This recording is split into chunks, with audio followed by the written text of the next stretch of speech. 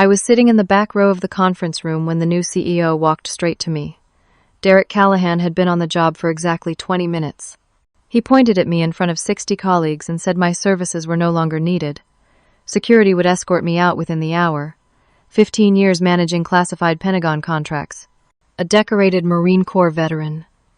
And I was being fired like a criminal. I didn't even know why. The first week after my termination felt like drowning in slow motion. I sat in my small Arlington apartment staring at my laptop screen trying to make sense of what had happened. I had given 15 years to that company. 15 years of 60-hour weeks of managing multi-million-dollar missile defense contracts, of maintaining perfect security clearance. And Derek Callahan had erased it all in front of everyone. I kept replaying that moment. The way he walked into the conference room like he owned not just the company but every person in it. The way his eyes scanned the room and landed on me. The way he said my name Brisab Chen like it was something distasteful in his mouth. The way my colleagues looked away as security walked me out. My phone had been silent all week. No calls from former coworkers. No messages of support. It was like I had been erased. I spent those 7 days applying for new positions at other defense contractors. But my sudden termination with no explanation was a massive red flag in an industry built on trust and security clearances. Every application felt like shouting into a void. My savings account showed 3 months of runway, maybe 4 if I cut back on everything. The numbers mocked me every time I checked my balance. On the 8th day, everything got worse. The knock came at 7:30 in the morning. I was still in my pajamas, coffee in hand, when I opened the door to 2 people in dark suits holding up badges. Agent Rachel Thornton was tall with sharp eyes that seemed to catalog everything about me in seconds. Agent Marcus Webb stood slightly behind her, broader, older, with the kind of face that had seen too much to be surprised by anything. Brisab Chen, Agent Thornton asked, though her tone said she already knew. Yes. We're with the Federal Bureau of Investigation. We need to ask you some questions. May we come in? My Marine Corps training kicked in. Stay calm. Assess the situation. Don't panic. But inside, my heart was hammering against my ribs. Of course, I said, stepping aside. They sat on my worn couch while I took the chair across from them. Agent Webb pulled out a tablet while Agent Thornton leaned forward, elbows on her knees. Miss Chen, you worked at Titan Defense Solutions for 15 years, correct? Until last week, yes. You managed several classified Pentagon contracts during that time, specifically the AEGIS-7 missile defense system upgrades. That's correct. Along with 3 other major projects. Agent Thornton nodded. We're investigating financial irregularities in those contracts, specifically overbilling in the amount of $14.3 million over the past 18 months. The number hit me like a physical blow. $14 million. I don't know anything about that, I said carefully. Agent Webb turned his tablet toward me. These documents show payment authorizations to shell companies, companies that don't appear to have delivered any actual services or products. Your digital signature is on every authorization. I stared at the screen. The signatures looked like mine. The formatting was familiar, but I didn't remember signing any of these. I sign hundreds of documents, I said, but I review everything carefully. I would never authorize payments without proper documentation and verification. Yet here we are, Agent Thornton said. We also have records of wire transfers to offshore accounts in the Cayman Islands, accounts that were opened using your personal information. That's impossible. I don't have any offshore accounts. We have the bank records, Miss Chen. They show a total of $8.2 million transferred over the past year. My mouth went dry. I'm being set up. Someone is framing me. Agent Webb's expression didn't change. We've heard that before. The evidence is quite comprehensive. We have your signatures, your security credentials, used to access classified systems, after-hours financial records, showing deposits to accounts in your name. What deposits? I live on my salary. I drive a 12-year-old Honda. Look around. Does this look like someone with $8 million? Agent Thornton glanced around my modest apartment. For a moment, something flickered in her eyes. Doubt, maybe. But it vanished quickly. Money laundering often involves keeping assets hidden, she said. Living modestly is common practice. I didn't do this, I said, hearing the desperation in my own voice. I served my country for 8 years in the Marines. I've held top-secret clearance for 2 decades. Why would I throw that away? That's what we're trying to determine, Agent Webb said. He closed the tablet and stood. Miss Chen, you should be aware that defense contract fraud carries a sentence of 20 to 30 years in federal prison. If classified information was also compromised or sold, those charges would be additional. The room tilted. 30 years. I would be 70 years old before I saw freedom again. We'll be in touch, Agent Thornton said. Don't leave the Washington metropolitan area, and I'd strongly suggest you retain legal counsel. They left me sitting in my apartment, staring at the closed door, trying to breathe. After they left, the pieces started falling into place. Derek Callahan had fired me exactly 1 week before this investigation became official. He knew. He had to have known. The timing was too perfect. He brought me in as the new CEO, got rid of me immediately, and now I was the one facing prison time for crimes I didn't commit. I managed those contracts. My name was on everything. I was the perfect scapegoat. By the time the sun set that day, I understood my situation completely. I was unemployed under federal investigation, potentially facing decades in prison, and I had no idea how to prove my innocence. I was alone. My parents were gone. I had a few friends, but nobody close enough to weather something like this. The Marines had taught me how to survive in a war zone, but they never taught me how to survive being destroyed by my own government. 3 days later, I was sitting across from Craig Zimmerman in his downtown law office. The consultation fee alone had cost me $2,000. The retainer he was quoting would drain half of what remained in my savings. Zimmerman was in his mid-50s with silver hair and an expensive suit. He had a reputation for handling federal defense contract cases. A former colleague had recommended him. He spread the FBI documents across his polished desk and studied them for what felt like an hour. Finally, he looked up at me, and I didn't like what I saw in his eyes. Miss Chen, I'm going to be frank with you. The paper trail here is extensive. Digital signatures authenticated through your security credentials, bank records with your personal information, timeline that corresponds exactly with your tenure managing these contracts. The prosecution will have a very strong case. But I didn't do it.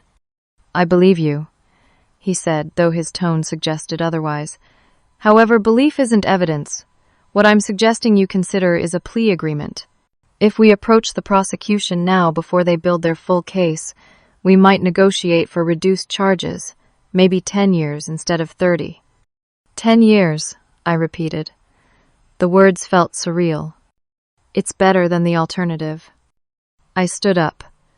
I'm not pleading guilty to something I didn't do. There has to be another way. Miss Chen, I'll investigate this myself. I'll find out who really did this. Zimmerman sighed. I'd advise against that. You're already under federal scrutiny. Any investigation on your part could be seen as obstruction or witness tampering. Then, what am I supposed to do? Just accept prison time for crimes I didn't commit. I'm suggesting you be realistic about your options. I left his office feeling more alone than ever, but I wasn't going to give up. My Marine Corps intelligence training had taught me how to gather information, how to analyze patterns, how to find connections others missed. If someone was framing me, they had left a trail. I just had to find it. I started with what I knew. I contacted Jordan Hayes, my former assistant at Titan Defense Solutions. Jordan was 28, brilliant with data analysis, and had always been honest with me. If anyone would talk, it would be him. We met at a coffee shop in Fairfax, far from the office. Jordan looked nervous when he sat down, glancing around like he expected someone to be watching. Jordan, I need to know what's happening at the company. He leaned close, voice low. Brizab, you need to be careful. Things are really weird there since you left. Weird how? 3 other people have been quietly fired in the past month. All long-time employees. All people who had deep knowledge of the Pentagon contracts. Sarah from accounting, Thomas from project management, Linda from security compliance. They're just gone. My stomach tightened. What reason did they give? Performance issues, restructuring, the usual corporate speak. But everyone knows it's strange. These were solid employees. What about Derek Callahan? What's his background? Jordan pulled out his phone, checking over his shoulder again. I did some digging after you were fired. The guy has almost no real defense industry experience. His previous job was at some private equity firm called Sentinel Capital Partners. Before that, his work history gets fuzzy. Fuja how? Like barely exists. A few years at consulting firms, but nothing substantial. It's strange for someone who just became CEO of a major defense contractor. What about the contracts I managed? Has anything changed? That's the other thing, Jordan said. There's talk about major renegotiations with the Pentagon. New terms, new oversight procedures. And there's this guy who keeps showing up, Colonel Raymond Vickers. He's the Pentagon liaison officer for our contracts, has been for years. But lately he's there almost every week, always meeting privately with Callahan. The name clicked something in my memory. Colonel Vickers had been the Pentagon's oversight officer for our contracts for the past 8 years. He would have had to approve all major payments, including any irregular ones. Jordan, I need you to do something for me. Can you request copies of old contract documents through your system access, specifically payment schedules and authorization forms from the past 2 years? He paled. Brisab, I could lose my job. Or worse. I know. I'm sorry. But I'm facing 30 years in prison for something I didn't do. Someone set me up, and I think it goes higher than just Callahan. Jordan was quiet for a long moment. Then he nodded. Give me a few days. I'll see what I can find. We parted ways, and I spent the next week filing Freedom of Information Act requests for my own personnel file and contract documents. When the documents finally arrived, I spread them across my apartment floor and started looking for patterns. What I found made my blood run cold. There were contract amendments I had never seen, payment schedules that had been altered after my initial approvals. The changes were subtle, buried in dense technical language, but they were there. And the timing of every irregularity coincided with site visits from Colonel Raymond Vickers. The fraud wasn't just at Titan Defense Solutions. Someone at the Pentagon was involved. Someone with the authority to approve these fraudulent contracts. Vickers had been signing off on everything for 8 years. He would have noticed $14 million in irregular payments unless he was part of it. I called Zimmerman with my findings, excitement overriding caution. I found the connection, I told him. There's a Pentagon officer involved, Colonel Raymond Vickers. The timing of all the fraud coincides with his oversight visits. He had to approve these payments. He's part of it. There was a long pause on the other end. Miss Chen, you need to stop investigating. You're making your situation worse. Something in his tone was wrong. The excitement I expected wasn't there. Instead, he sounded scared. What do you mean? This is proof I was set up. It's speculation. It'll look like you're trying to deflect blame onto a decorated military officer. The prosecution will use it against you. Please just stop and take the plea deal. It's your best option. You're not listening to me. I have documentation. Stop. His voice was sharp now. Just stop. Take the deal. Move on with your life as best you can. He hung up. I stood in my apartment, phone in hand, and realized the truth. My own lawyer had been compromised. Either someone had threatened him or paid him off, but he wasn't working for me anymore. That night I received an email from an anonymous address. No text, just an attachment. I almost deleted it, but something made me open it. It was photos. Photos of me sitting with Jordan at the coffee shop in Fairfax. The angles suggested someone with professional surveillance equipment. The message was clear without words, "We're watching you." Below the photos, a single line of text appeared. Stop asking questions. Take the deal, or Jordan pays the price. I closed my laptop and sat in the darkness of my apartment. Every move I made, someone was watching.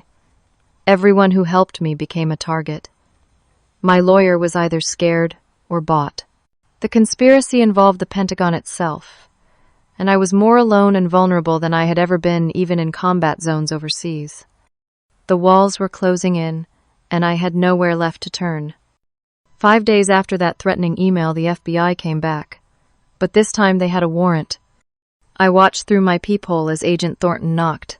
Behind her stood Agent Webb and 4 other agents in tactical gear. My heart sank even before I opened the door. "Brisab Chen, we have a warrant to search these premises," Agent Thornton said, handing me the document. They swept through my apartment like a military operation. They tore through my closet, my drawers, my kitchen cabinets. They pulled up couch cushions and checked inside my refrigerator. They dismantled my bookshelf and flipped through every book. Agent Webb emerged from my bedroom holding an evidence bag. Inside was a USB drive. "Found this in the back of the bedroom closet," he announced. "I've never seen that before," I said immediately. Agent Thornton joined him, examined the drive. "We'll need to verify the contents, but if this contains what I think it contains, you're in significant trouble, Miss Chen." They kept searching. 20 minutes later, Agent Thornton pulled out another evidence bag, this one from behind books on my shelf. It contained a burner phone. "I don't own a burner phone," I said, my voice rising.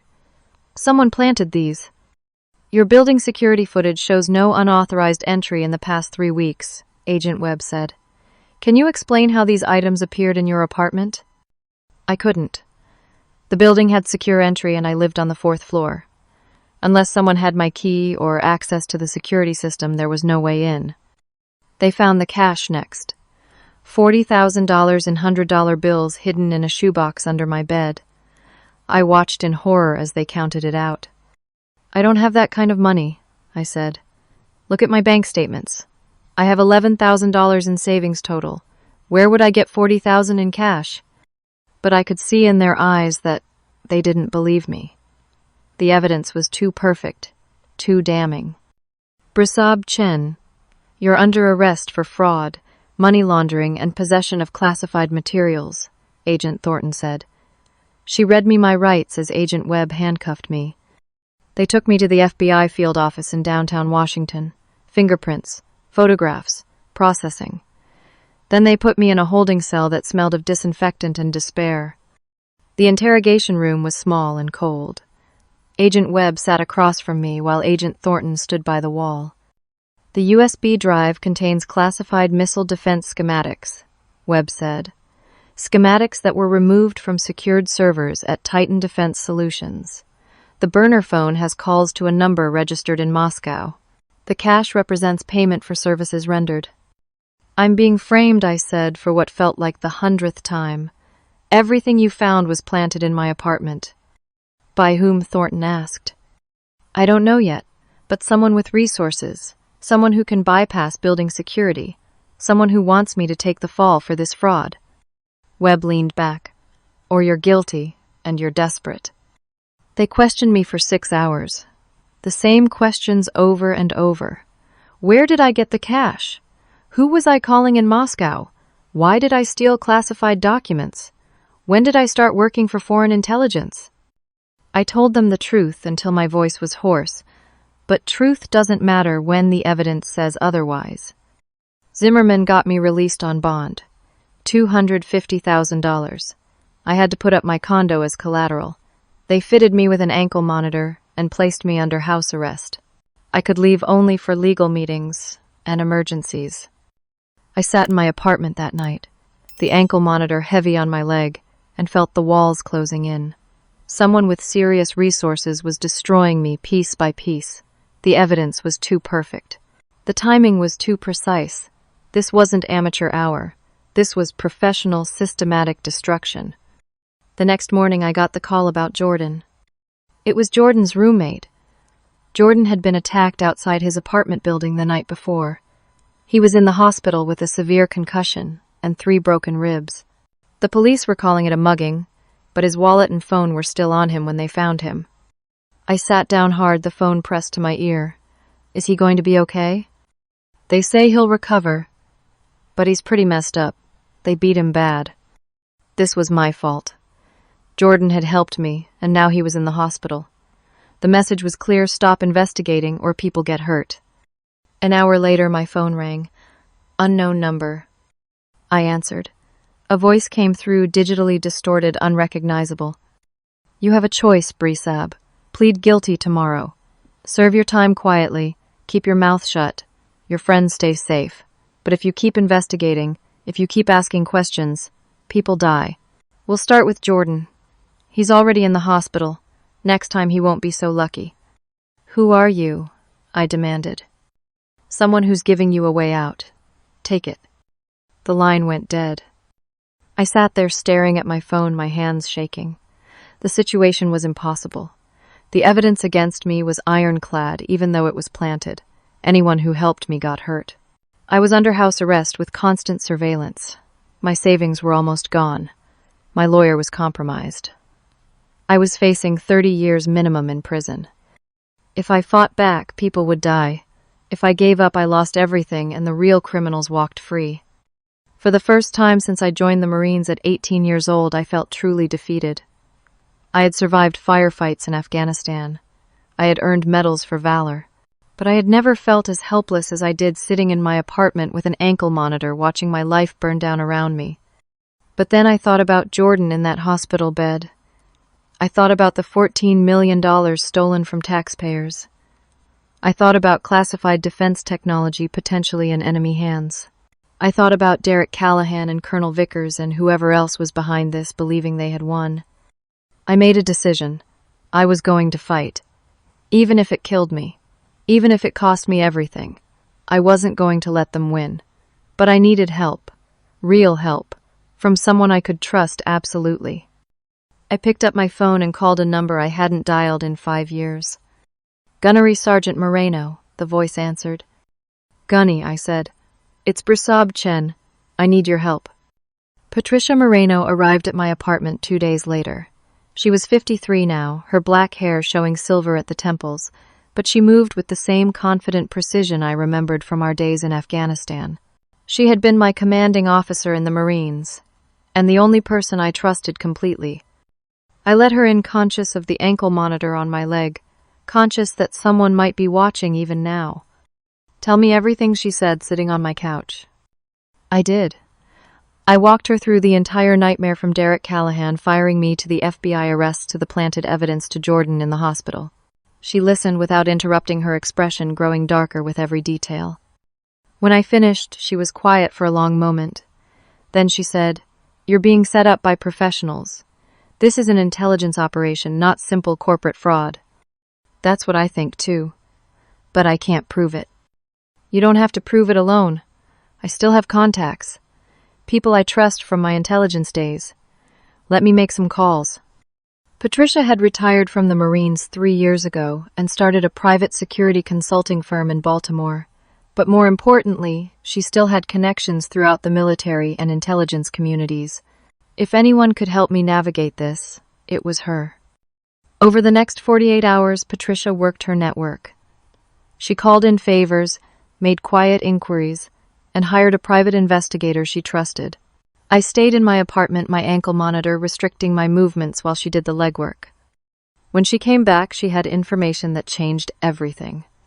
Derek Callahan has no real defense industry background, she said, spreading documents across my coffee table. His previous employer, Sentinel Capital Partners, has ties to Russian investment firms. Not direct ties, but enough layers of shell companies that it took serious digging to find. Russian. It gets worse. Colonel Raymond Vickers is scheduled to retire in 3 months. His pension is unusually large for his rank and years of service. Someone's been padding it. And the board of directors at Titan Defense Solutions recently sold a 30% stake to a foreign investment group. The ownership is buried under so many corporate layers that it's nearly untraceable, but my investigator found connections to known Russian intelligence cutouts. I stared at the documents. This isn't just fraud. This is espionage. Exactly. The fraudulent Pentagon contracts weren't just about stealing money. They were about stealing technology. Missile defense specifications. Classified systems. Everything you managed was being siphoned off to Russian intelligence. The money laundering was just the cover story. And I was the perfect fall guy, I said quietly. A Marine veteran with access to everything. My betrayal would be newsworthy. It would be believable. And everyone would be so focused on me that they wouldn't look at the real conspiracy. Patricia nodded. They picked you because you're competent, quiet, and alone, easy to isolate and discredit. The fact that you're a woman working in a male-dominated industry made it even easier for them to paint you as desperate or ambitious enough to commit treason. Rage burned through me hot and clean. So what do? We get proof. Real, undeniable proof. Then we take it to someone who can actually help us. Not the FBI, they're compromised. But the Department of Defense Inspector General, maybe the Senate Armed Services Committee. How do we get proof? Patricia pulled out her phone. I have a contact. Former NSA analyst Good Guy owes me a favor. He claims he has evidence of communications between Callahan and Russian intelligence operatives. He wants to meet tonight. Something felt wrong about it, but I was desperate. Where? Industrial area in Southeast DC. Warehouse district. Midnight. That sounds like a trap. Maybe. But we don't have a lot of options. I'll be armed. We'll be careful. That night I violated my house arrest conditions for the first time. I removed my ankle monitor knowing it would trigger immediate alerts, but gambling that we'd have enough time. Patricia picked me up in her car at 11:30, and we drove through empty DC streets toward the warehouse district. The area was dark, abandoned buildings, looming on either side. Patricia parked behind a warehouse and we approached on foot. She had a handgun in a shoulder holster. I was unarmed, but ready. The warehouse door was unlocked. We stepped inside, and that's when I knew it was wrong. The space was too empty, too quiet. No analyst would choose a place like this for a meeting. Patricia, I started to say. Men emerged from the shadows. 4 of them armed, moving with military precision. This wasn't a meeting. It was an ambush. Patricia reacted instantly, pulling her weapon and firing. The sound was deafening in the enclosed space. One of the men went down. The others returned fire. Run, Patricia shouted, providing cover.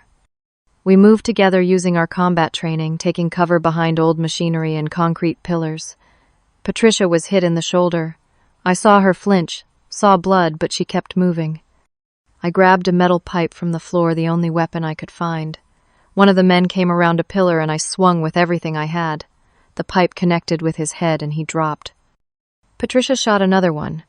We were outnumbered but better trained. These men were hired muscle, not soldiers. We fought our way to a side exit, Patricia bleeding heavily now. I got her to the car and we drove.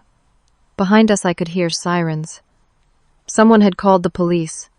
Or maybe the gunshots triggered automatic alerts. Either way, we had to disappear.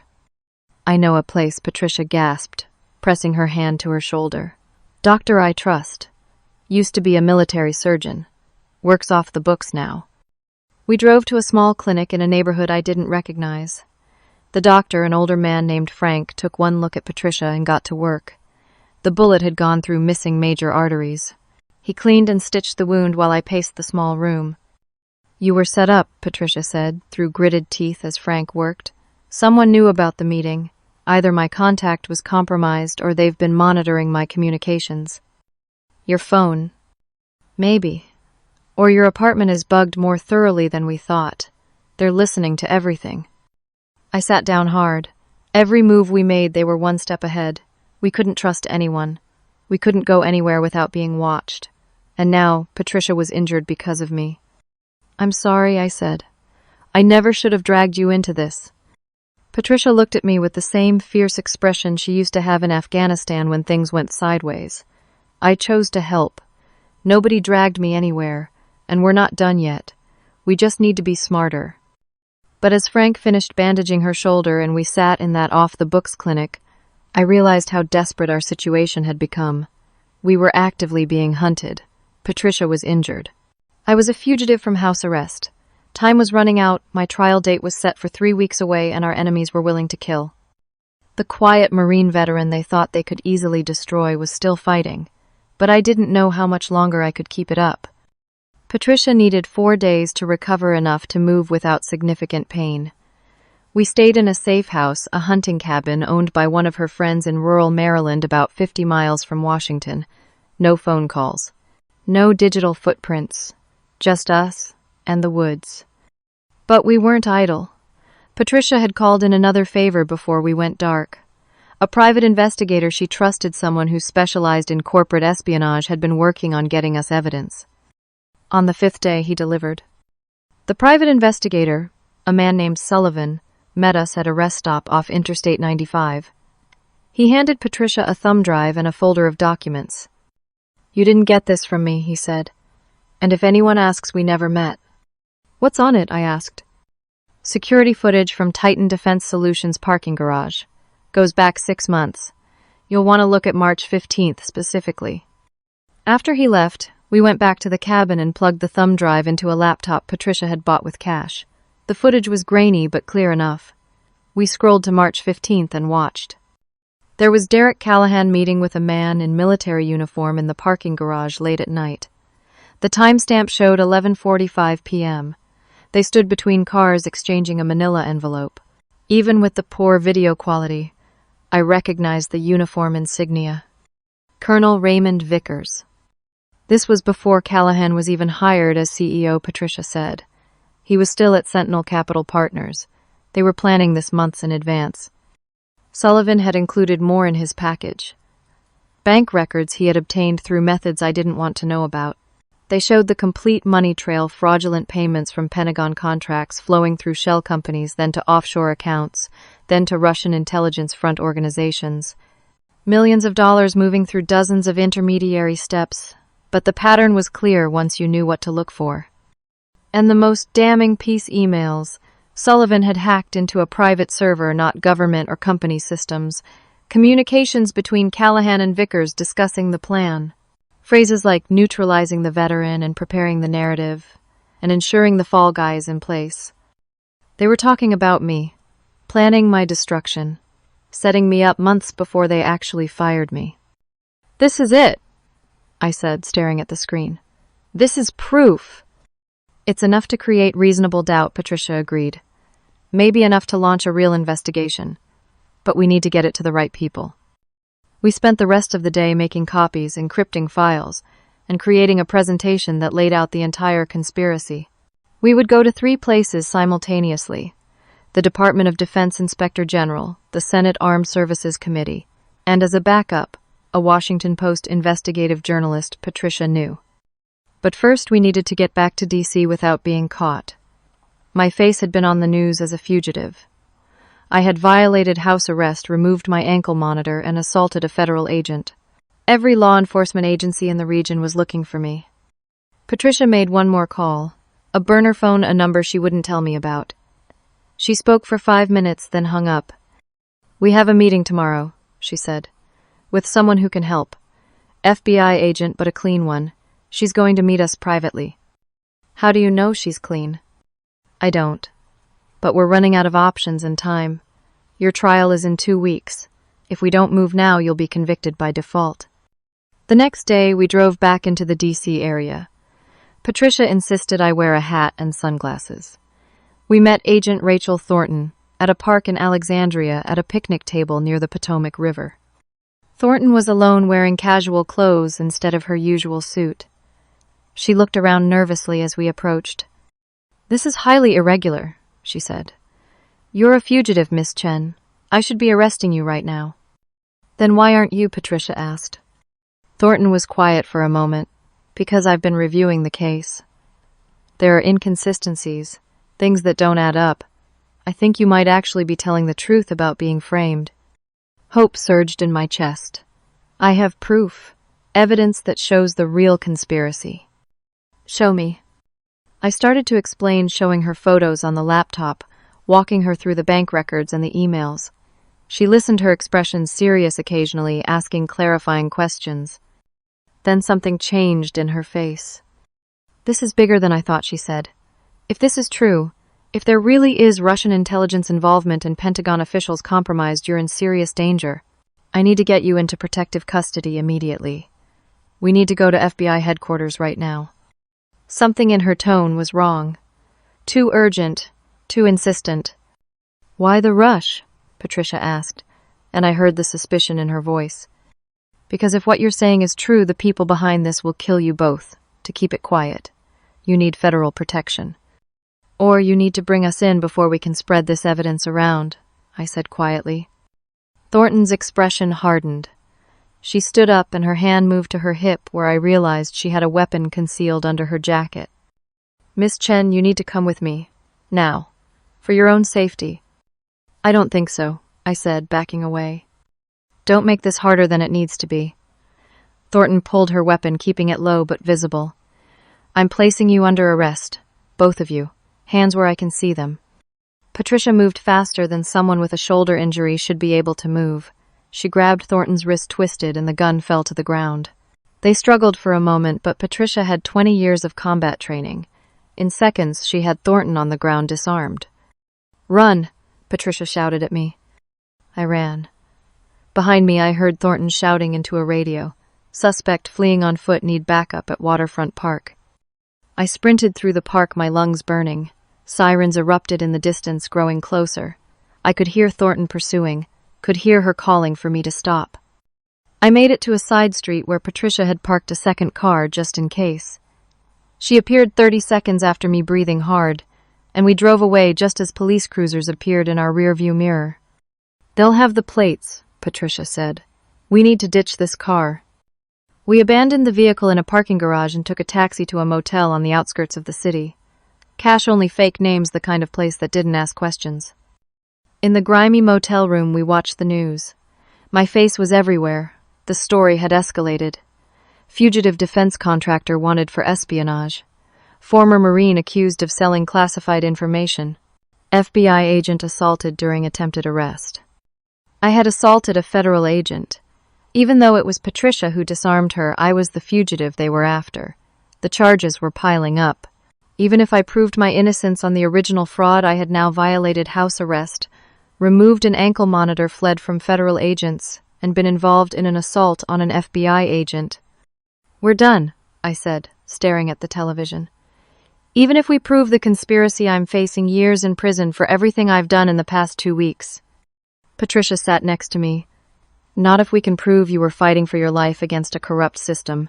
Not if we expose everyone involved. The truth has to matter, Brisab. It has to. But I wasn't sure anymore. We had the evidence. We had proof of the conspiracy. But we couldn't get it to anyone without being arrested. Every law enforcement agency was compromised or looking for me. The trial was in less than 2 weeks. And I couldn't even appear without being thrown immediately into custody. We were out of options, out of time, and out of places to hide. The quiet Marine veteran they had tried to destroy was still fighting, but I was losing. 1 week before my trial, sitting in that motel room with Patricia, I made a decision that terrified me. We had evidence, but it was incomplete. The missing piece was in Titan Defense Solutions' secure server room. The original communications between Callahan Vickers and their Russian handlers. The complete financial records. Everything we needed to prove the conspiracy beyond any doubt. I need to go back, I said. Patricia looked at me like I was insane. Back where? To Titan Defense Solutions. To the server room. We need the original data. Brisab, that's suicide. The building has military-grade security, biometric locks, armed guards, surveillance everywhere, and you're one of the most wanted fugitives in the DC area. The moment anyone sees you, they'll call the police. I know. But we don't have a choice. The evidence we have isn't enough to overcome everything I've done. We need something ironclad, something undeniable. And it's in that server room. Patricia was quiet for a long time. Then she sighed. I hate that you're right. But if we're going to do this, we need inside help. She made another call on a burner phone. This time to Marcus Wright, an IT security specialist at Titan Defense Solutions. Patricia had vetted him carefully.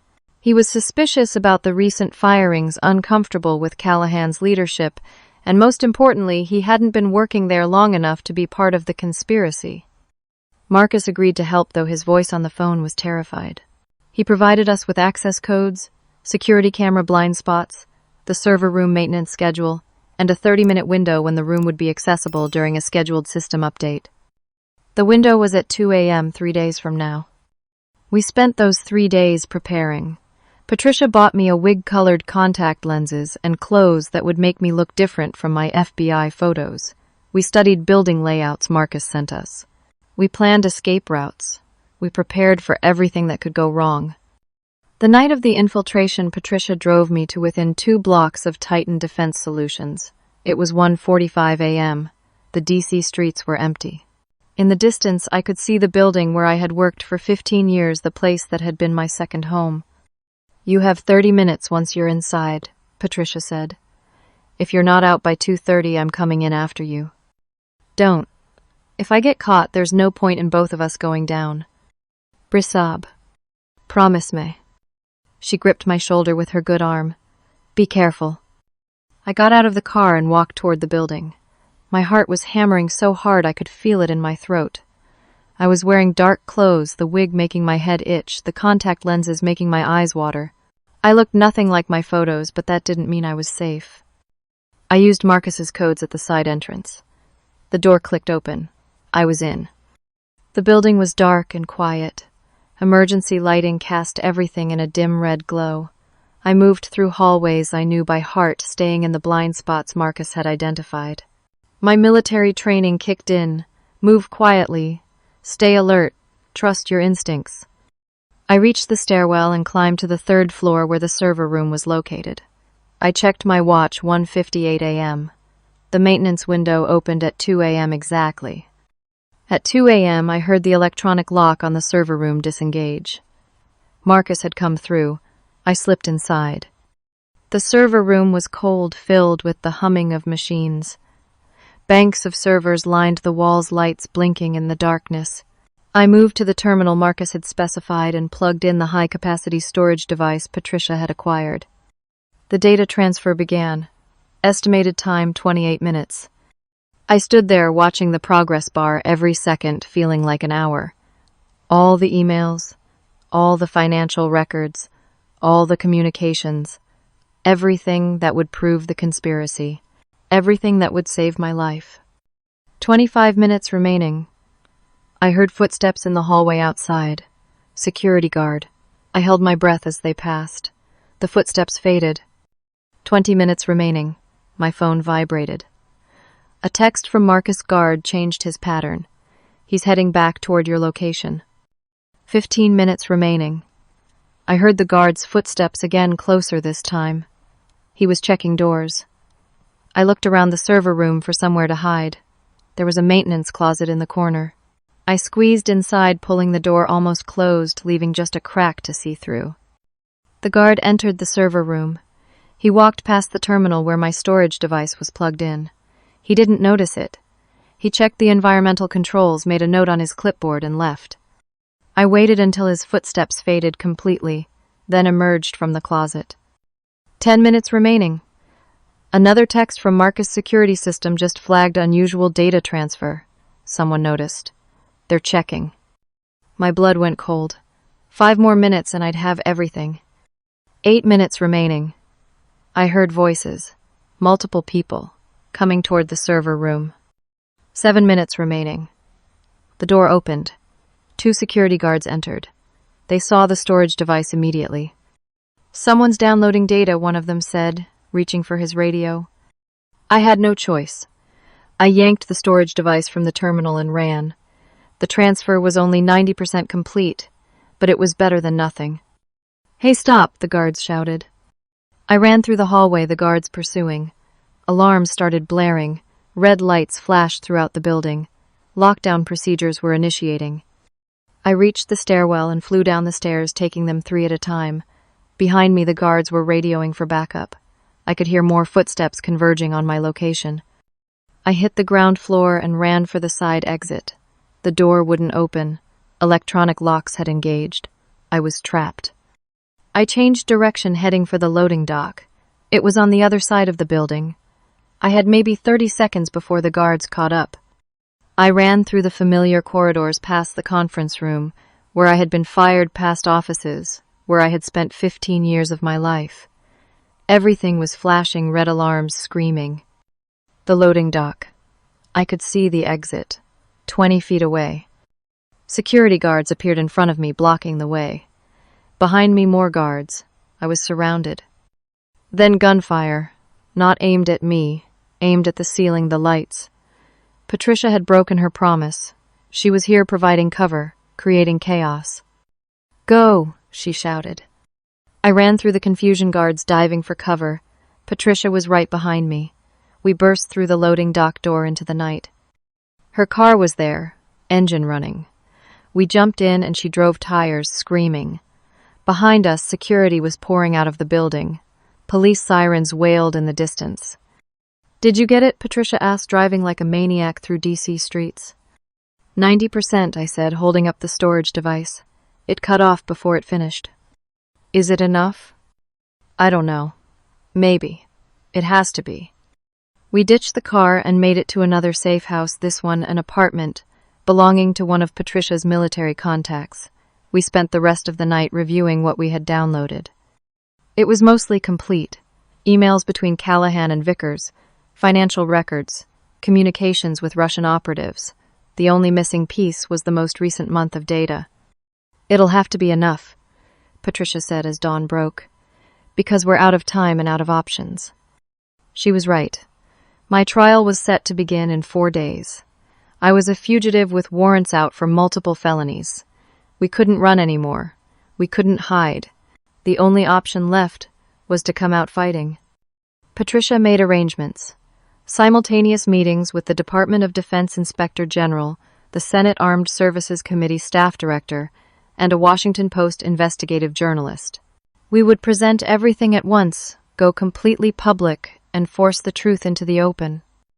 "If this doesn't work," I started to say. "It'll work," Patricia said. "It has to. The truth has to matter." That night I couldn't sleep. I thought about everything that had brought me here. The firing, the investigation, the frame-up, the attacks. Jordan in the hospital, Patricia injured. My entire life destroyed. All because I was a convenient scapegoat for criminals who thought a quiet veteran wouldn't fight back.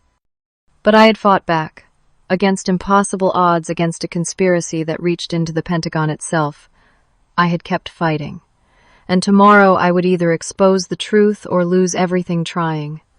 The morning came too fast. We drove back to Washington, D.C. in yet another borrowed car. I was wearing my real face now, no disguises.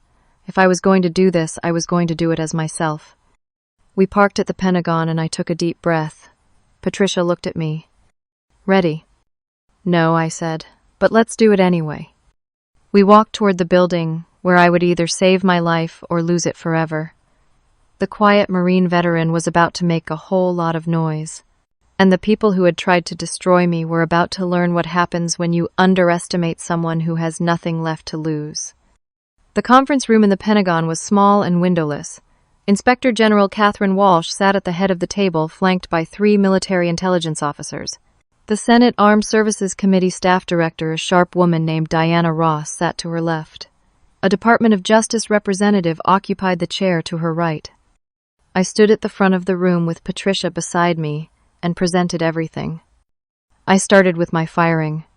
How Derek Callahan had publicly humiliated me on his first day as CEO for no explained reason.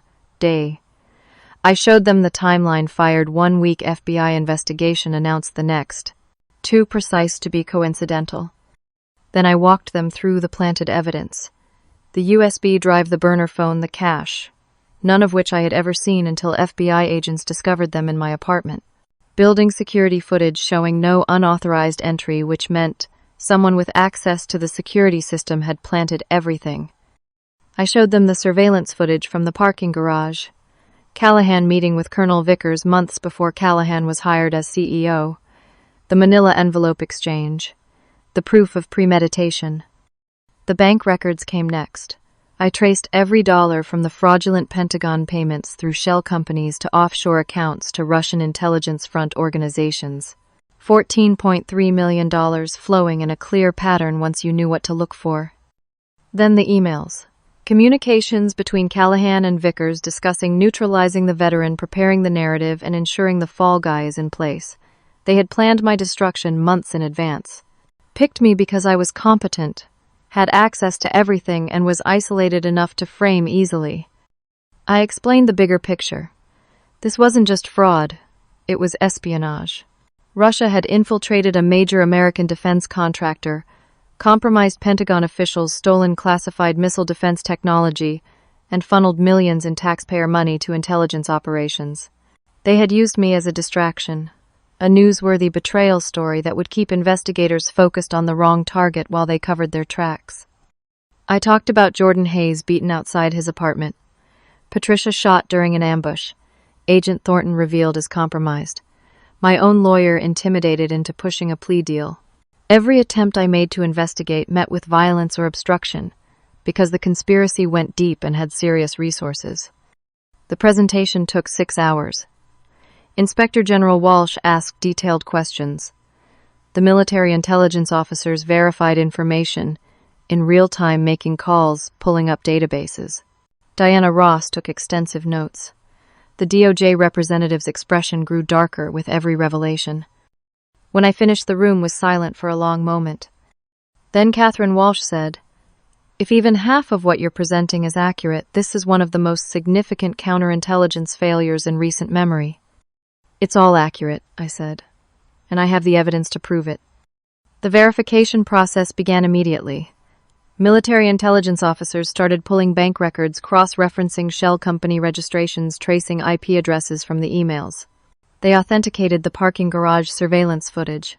They investigated Derek Callahan's background and found exactly what Patricia's investigator had found: a man with questionable history, suddenly elevated to CEO of a major defense contractor.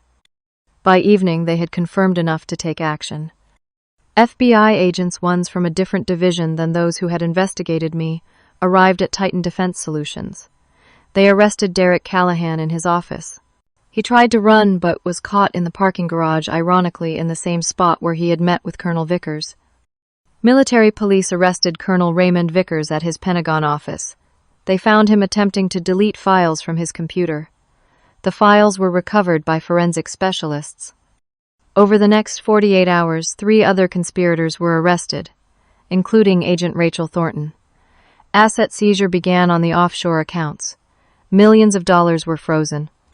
The Washington Post broke the story that evening: massive defense contractor fraud, exposed by whistleblower Marine veteran. My name was cleared in the press before the government even issued official statements. The article detailed the conspiracy, the Russian intelligence connections, the frame-up. It painted me not as a traitor, but as the person who exposed a major threat to national security. Within 48 hours, all charges against me were formally dropped. The Department of Justice issued a public apology for the investigation and my arrest. My arrest record was expunged. I was officially recognized as a whistleblower who had exposed a significant counterintelligence threat.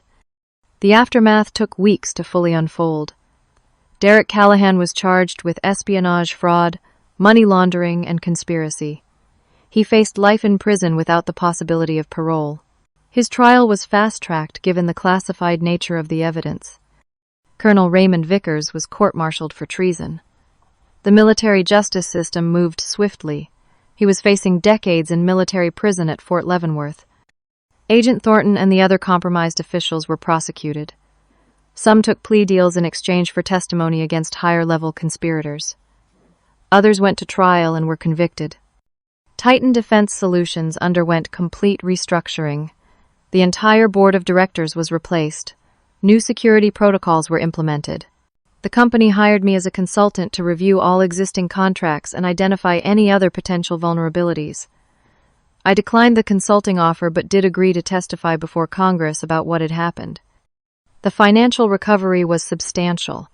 Tens of millions in stolen funds were recovered from offshore accounts. The money was returned to the Department of Defense and redistributed to legitimate defense programs. As a whistleblower, I was entitled to a percentage of recovered funds. The final amount was $2.3 million. It was more money than I had ever imagined having. Jordan Hayes made a full recovery from his injuries. He quit Titan Defense Solutions and became the first employee at the nonprofit Patricia and I started together. We called it Valor Watch, an organization dedicated to helping whistleblowers in government and defense industries navigate the dangerous process of exposing corruption. We provided legal support, security assistance, and advocacy. 6 months after the arrests, I was invited to testify before the Senate Armed Services Committee. I sat in that hearing room, cameras recording everything, and told my story to the American people. I explained how easy it was to destroy a person's life with planted evidence and coordinated lies. I detailed the vulnerabilities in Pentagon contractor oversight that had allowed the conspiracy to flourish. I recommended 17 specific reforms. 12 of those reforms were eventually adopted into law. New protocols for digital signature authentication, enhanced oversight of offshore financial transactions, mandatory third-party audits for defense contracts above a certain value, whistleblower protection enhancements. The personal toll took longer to heal. I underwent therapy for PTSD from the ordeal. Being hunted, framed, and nearly killed had left scars that didn't show on the surface. But I was healing. I reconnected with old friends from the Marines. I started dating a lawyer I met through my advocacy work, someone who understood the complexity of what I had been through. Life began to feel normal again, though a different kind of normal than before. I was no longer the quiet veteran keeping her head down and doing her job. I was someone who had fought back against impossible odds and won. That changed you in ways both good and difficult. The trial for Derek Callahan took place 8 months after his arrest. I attended the sentencing hearing. He was given life in prison without the possibility of parole. As he was led away in handcuffs, he glanced at me in the courtroom gallery. I looked him directly in the eye. No anger, no triumph, just steady resolve. He had tried to destroy me. He had failed. That was enough. I walked out of that courthouse into bright sunshine. Patricia was waiting on the steps. We had a meeting that afternoon with another potential whistleblower, someone from the State Department who had discovered fraud and needed help navigating the system. As we walked down the courthouse steps together, I felt something I hadn't felt in a long time: purpose. Not just in the work I was doing, but in who I had become. I was no longer the person who stayed quiet and hoped the system would protect me. I was someone who understood that sometimes you have to fight for the truth even when every odd is stacked against you. 15 years I had spent keeping my head down, doing good work, staying quiet. I thought that was enough. I thought if you did the right thing, the system would protect you. I learned the hard way that's not always true. Sometimes the system itself is broken. Sometimes the people in power are corrupt. And sometimes the only way to survive is to fight back even when you're terrified, even when you're alone, even when every odd is stacked against you. I also learned you're never truly alone. Patricia risked everything to help me. Jordan stood up when it mattered. Even strangers, good people in the Pentagon and Congress, listened when I finally found the courage to speak. The quiet ones, the steady workers, the people who just want to do their jobs, we're not weak. We're not pushovers. And when you back us into a corner, when you threaten everything we've built, when you try to destroy us for your own greed, you'll learn that the quiet ones know how to fight. We just choose our battles carefully. They thought firing me would be the end of the story. It was just the beginning. So let me ask you something. Have you ever been in a situation where you had to stand up against something wrong even when it felt impossible, when the system failed you, when people in power tried to silence you, when doing the right thing meant risking everything? How did you find the courage to keep fighting? I'd love to hear your stories in the comments below. And if this story resonated with you, if it reminded you that truth matters and that ordinary people can make a difference even against powerful forces, please hit that like button. Subscribe to the channel so you don't miss more stories about real people fighting back against injustice. And share this with someone who needs to hear that they're not alone in their fight. Thank you for listening to my story. Thank you for believing that the truth matters. And remember, you're stronger than you think. Never let anyone convince you otherwise. Take care of yourselves and keep fighting the good fight.